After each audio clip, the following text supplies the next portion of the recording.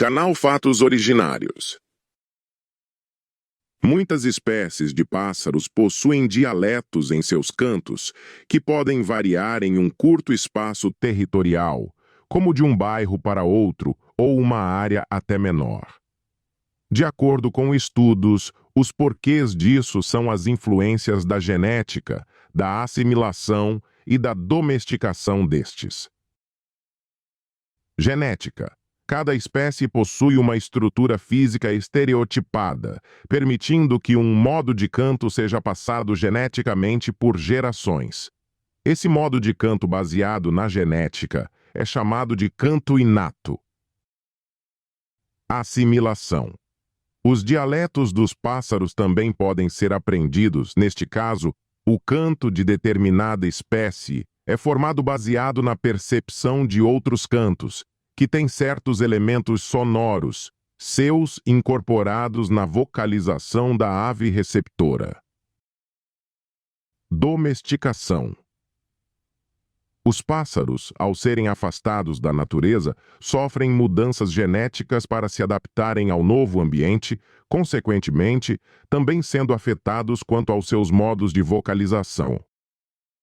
Exemplos de sons de dialetos de algumas espécies de pássaros. Escolhemos 4 dos mais populares da fauna brasileira. Coleiro.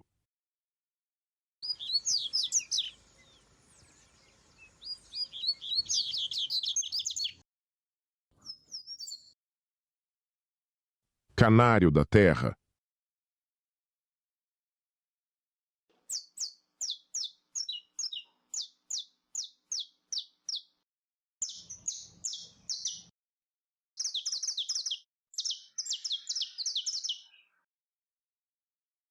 Trinca-ferro.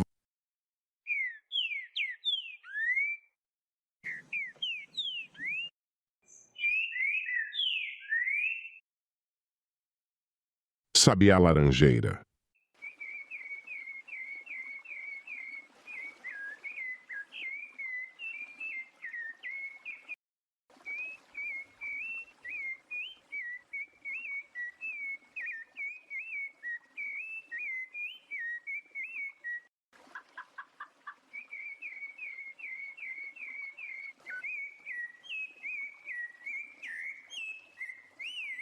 Comente qual dialeto desses pássaros você mais gostou e se na sua região existem algumas dessas espécies.